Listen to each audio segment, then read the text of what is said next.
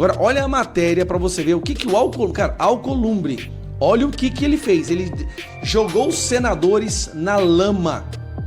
Ele ataca os senadores para defender ministro do STF. Olha que nível, que até mesmo a esquerda na imprensa já reconhece que eles são a ameaça à nossa democracia. Merval Pereira, do Globo, escreveu: agora já não é mais um governo autoritário que ameaça o Supremo, é o Supremo que ameaça a democracia. E no meio disso tudo está o nosso querido Alcolumbre defendendo a ameaça à democracia. Cara, eu sinceramente... Se nós temos índices como esses mostrando que o povo não confia no STF, não empresta a eles, aos ministros, legitimidade, nós temos sim uma corte que está indo contra a instituição. Os ministros estão destruindo a instituição.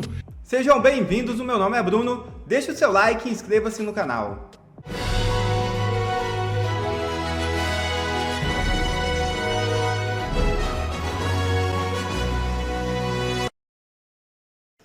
A articulação nos bastidores do Senado pode atingir Moraes, Toffoli, Gilmar e Gonê. É isso mesmo.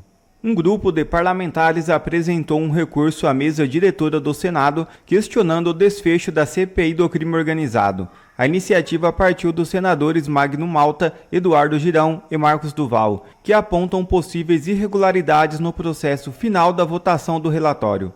Segundo os autores do pedido, alterações realizadas na formação da comissão pouco antes da deliberação final teriam comprometido a lisura do resultado. Na avaliação deles, a substituição de senadores que acompanharam toda a fase investigativa por outros que não participaram diretamente da instrução prejudicou a consistência da decisão tomada.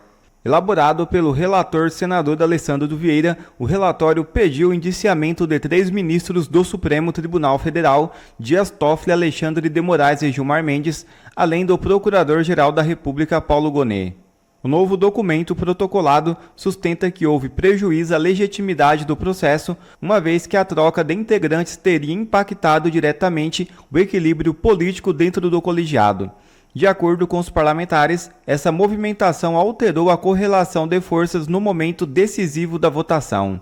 Além disso, os senadores argumentam que a medida pode ter violado o princípio da proporcionalidade partidária, regra que orienta a composição das comissões no Congresso Nacional. Também apontam um possível uso inadequado de instrumentos regimentais para alcançar objetivos políticos. O recurso foi direcionado ao presidente da Casa, Davi Alcolumbre, a quem caberá avaliar a admissibilidade da solicitação. Os parlamentares pedem a anulação da votação final e a recomposição da comissão, com o objetivo de garantir uma nova análise que respeite, segundo eles, as normas regimentais vigentes.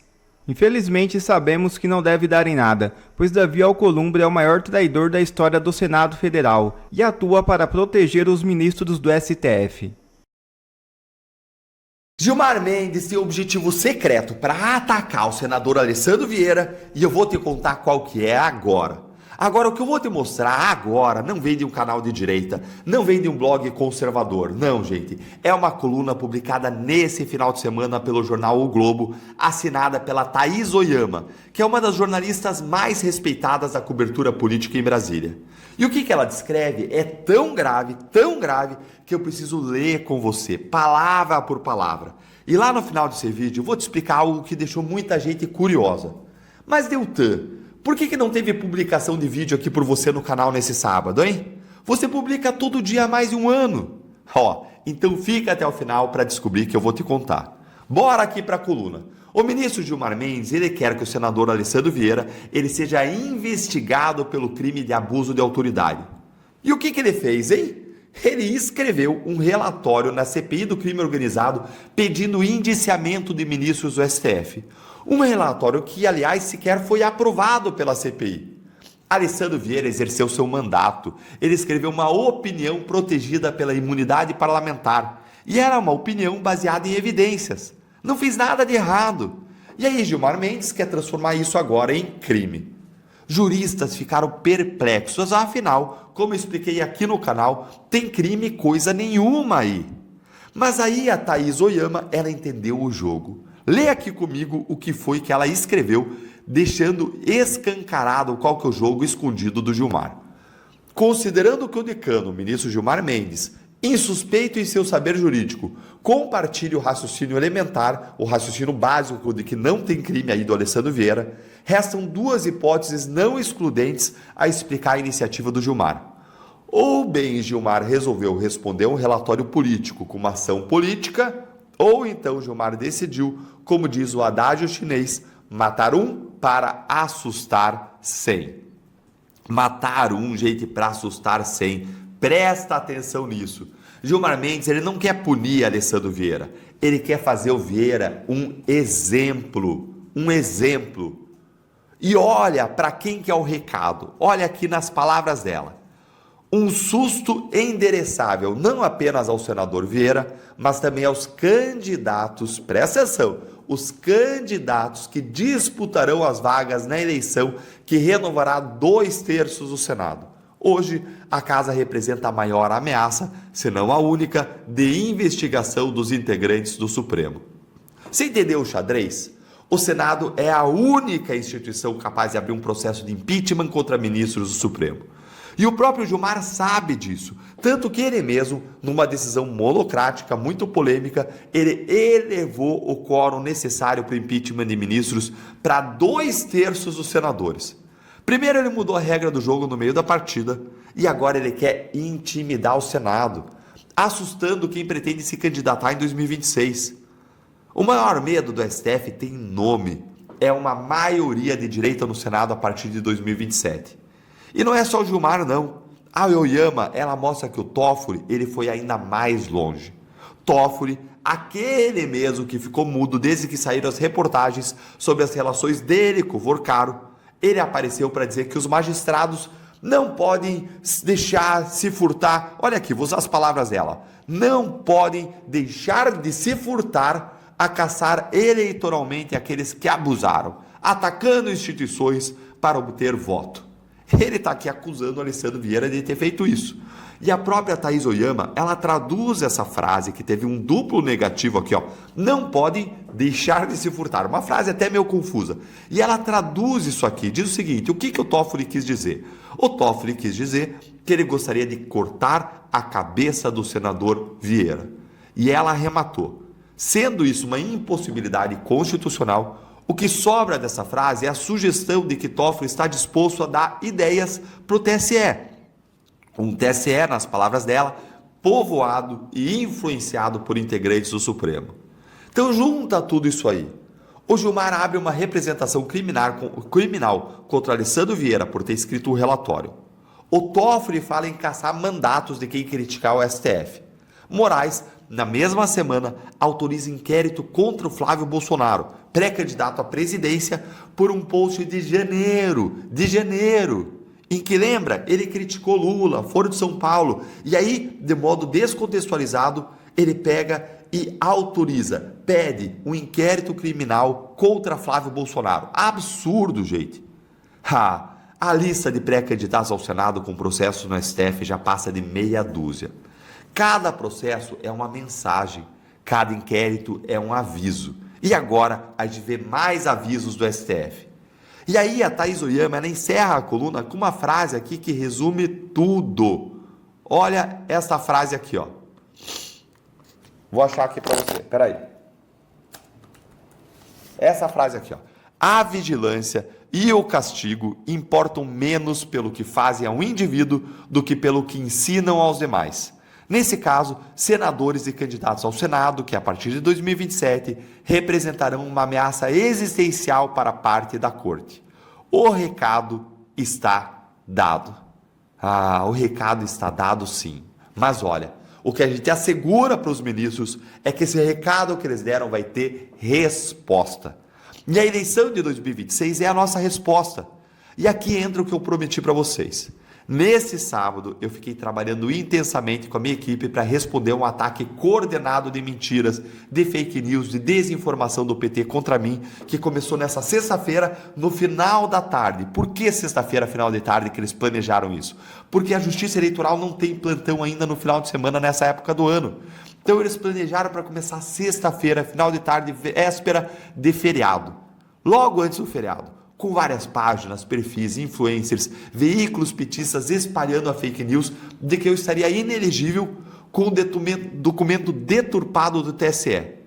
Teve até veículo, gente, grande, que caiu na mentira, que publicou. Aí a gente foi lá, ligou, explicou, mostrou a fraude e eles derrubaram as notícias e apontaram as fake news. Então a gente trabalhou intensamente para que nessa segunda-feira todos, eu digo todos aqueles que fizeram parte dessa mentira, dessa farsa, sejam processados por crime de fake news eleitoral. Que, ao contrário do que acontece nos outros tipos de fake news eleitoral é crime, realmente existe esse crime, e eu vou atrás de cada um para multar, para punir, para tornar inelegível quem espalhou essa mentira para enganar o eleitorado do Paraná. Tem duas coisas que o Brasil precisa descobrir, que a gente precisa saber, senão não tem a menor possibilidade desse país dar certo. A primeira é o que o Moraes ficou de bloquear por Vorcaro no dia que ele foi preso. Não tem como aceitar delação, não tem como seguir adiante a investigação sem essa informação. O que foi que o Moraes, o ministro do STF, ficou de bloquear para o mafioso no dia que ele foi preso. A segunda coisa, tão importante quanto essa, é o que ministros do STF têm de informação sobre Alcolumbre, que faz com que Alcolumbre se transforme nesse cordeirinho protetor da nossa Suprema Corte. Qual é o terrível segredo, qual é o esqueleto no armário que os ministros do STF têm, que Alcolumbre se transformou no maior guardião dessa ditadura. Por que eu digo isso? Semana passada, como vocês sabem, na CPI do crime organizado, Alessandro Vieira fez um relatório indiciando 3 ministros do STF e o Paulo Gonet. Indiciando porque esses ministros estavam usando a sua posição, a sua prerrogativa de juízes do STF para proteger bandidos e blindar que a investigação chegasse realmente a quem se beneficia com o crime organizado no Brasil. Depois disso, os ministros do STF reagiram, ameaçando Alessandro Vieira e outros ministros e outros senadores. Ameaçou de caçar, ameaçaram de tornar inelegível, foi uma coisa horrorosa, que nem a imprensa de esquerda soube tolerar. Alcolumbre, presidente do Senado, deveria ter feito o que nessa situação? Obviamente deveria ter ficado do lado dos senadores que o elegeram, mas não foi isso que aconteceu. O telefonema de Davi Alcolumbre a ministros do STF e os loucos de hospício da CPI. Presta atenção. Alcolumbre liga para os ministros do STF pedindo desculpas por um senador, numa CPI, ter feito um relatório contra eles. Chefe do Senado procurou magistrados na terça-feira para tentar desfazer crise gerada pelo relatório de Alessandro Vieira. Agora, olha a matéria para você ver o que o Alcolumbre, olha o que ele fez. Ele jogou os senadores na lama. Ele ataca os senadores para defender ministro do STF. Olha que nível, esse cara é o presidente. Senadores, os senhores elegeram esse cidadão. Como que pode eleger uma pessoa que trabalha para destruir as prerrogativas do Senado? Mas vamos lá. Na terça-feira passada, quando a crise dos indiciamentos propostos pela CPI do crime organizado contra Gilmar Mendes, Dias Toffoli, Alexandre de Moraes e Paulo Gonet explodiu, o chefe do Senado, Davi Alcolumbre, ligou para ministros do STF. Ele não ligou, não foi para os seus colegas senadores não, tá? Vamos lá. A conversa foi para acalmar os ânimos, naquele momento, bastante inflamados no Supremo. Alcolumbre disse aos interlocutores que não tinha como controlar loucos de hospício na CPI. Os senadores fazem uma investigação, o presidente dessa CPI é do PT, que é o conta-rato, o relator é do MDB, da base do governo, e a conclusão é que eles são os doidos, loucos de hospício. O relatório da comissão foi elaborado pelo senador Alessandro Vieira e detonou uma crise entre o Senado e o Supremo, como se essa crise já não existisse, né? Com ameaças públicas de retaliação dos magistrados e um pedido de abertura de investigação enviado à PGR contra o senador. Nesse caso, que era o caso do Alcolumbre, se teve uma situação onde Alcolumbre deveria ter ficado do lado do Senado, não. Incrível. E aí que tá. Por quê? Por que Alcolumbre age dessa forma para proteger uma corte que é rejeitada por 66% da população? Que até mesmo a esquerda na imprensa já reconhece que eles são a ameaça à nossa democracia. Por exemplo, tá aqui, ó. Merval Pereira, do Globo, escreveu: Agora já não é mais um governo autoritário que ameaça o Supremo. É o Supremo que ameaça a democracia. E no meio disso tudo está o nosso querido Alcolumbre defendendo a ameaça à democracia. Cara, eu sinceramente, por isso que a gente precisa de fazer maioria no Senado. O primeiro passo da maioria do Senado é presidência. Com a maioria no Senado, a gente elege um presidente do Senado. E o novo presidente do Senado é uma pessoa compromissada com a democracia, a Constituição, o devido processo legal e proteção ao Congresso, que hoje é ameaçado constantemente por recebedores de dinheiro de mafioso. Eu não vou usar mais ministro.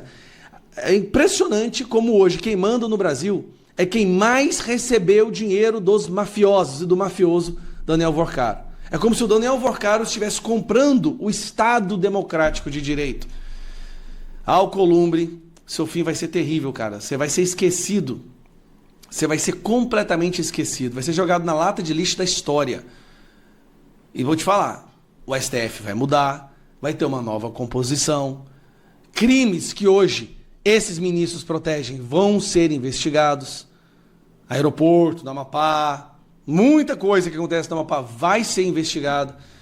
E todo mundo, cara, todo mundo vai pagar pelo que eles estão fazendo. Ninguém aguenta mais viver no Brasil desse jeito. A pesquisa Quest, publicada no Estadão deste domingo, traz índices alarmantes sobre o STF.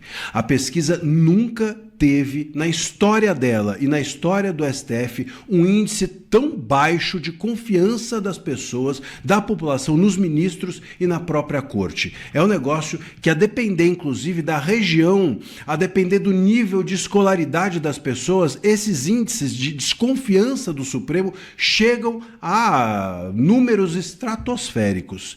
E eu vou te contar tudo isso agora em detalhes, te dar os dados e te mostrar por que isso, se para eles é um perigo danado, para eles a falta de legitimidade do povo é um risco, para nós é uma ótima notícia. Eu sou André Barcilli, advogado, comentarista jurídico, e peço que antes de qualquer coisa você se inscreva aqui no nosso canal e deixe o seu like, deixe o seu joinha. Muito bem, nunca na história do STF, nunca na história desse índice nós tivemos uma reprovação tão grande do STF. Não é só reprovação, não gosto desse STF, não confio que esses ministros sejam dignos de lá estar, que essa corte seja digna de ser uma corte de justiça. 53% das pessoas, de uma forma geral, acreditam que o STF não merece a credibilidade deles. No Sul, esse índice chega a 62%. No Sudeste, esse índice chega a 59%.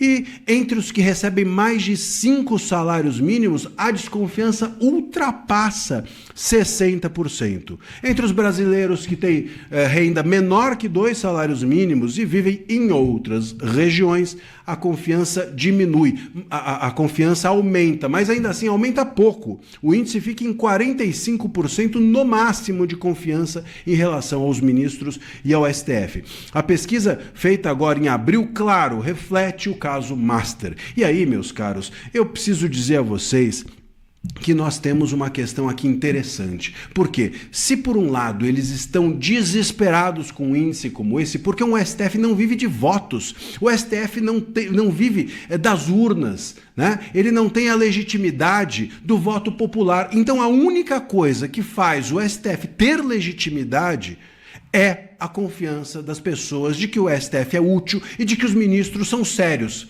Se nós temos índices como esses mostrando que o povo não confia no STF, não empresta a eles, aos ministros, legitimidade, nós temos sim uma corte que está indo contra a instituição. Os ministros estão destruindo a instituição. É disso que se trata. E para nós isso é bom, por incrível que pareça. E por que isso é bom? Porque por mais que eles estejam se blindando, por mais que eles busquem se proteger, por mais que eles estejam se amparando, quase que eu disse uma palavra aqui que boa para ser preso, mas por mais que eles estejam se escudando nas autoridades, na troca de favores, e sabe-se lá mais em quê, diante do Senado, diante da Câmara dos Deputados, diante da OAB, diante das entidades todas, por mais que eles estejam ali se protegendo, meus caros, o negócio é o seguinte, não tem como virar a página dessa maneira. Não tem como eles falarem, olha, nós não fomos investigados, então fica por isso mesmo. Nós não temos aqui ninguém que tenha coragem de nos confrontar, então deixa para lá e siga a vida. Não tem como seguir a vida com um Supremo com uma confiabilidade tão pequena. Vocês percebem a questão aqui? Se nós não confiamos no Supremo, o Supremo não tem força. Não tem força. Alguém com poder, sem voto, só tem força e só tem legitimidade com a confiança. A confiança é a engrenagem de uma entidade como o Supremo Tribunal Federal. Portanto, eles sabem muito bem que essa pesquisa mostra que eles podem se blindar de investigações, de acusações, de prisões, de impeachments, mas eles não vão conseguir se blindar da desconfiança que nós temos neles. E aí, meus caros, ou a gente resolve, a gente que eu digo, o Senado com impeachment, o Ministério Público com investigação e prisão de ministros, se envolvidos, se culpados, ou nós não vamos conseguir seguir adiante com o Supremo que está debaixo de uma desconfiança extrema como essa. E eles não vão conseguir recuperar essa confiança sem sangrar na própria carne, sem resolver esse problema interno. E esse problema a gente sabe que não se resolve com fraquinho, não se resolve com uma gestão frouxa da crise, não se resolve com código de ética de mentirinha, se resolve com prisão, com impeachment, com investigação. Obrigado a você que assistiu esse vídeo até aqui. Deixe o seu comentário e não se esqueça de se inscrever no canal e deixar o seu like. Até a próxima!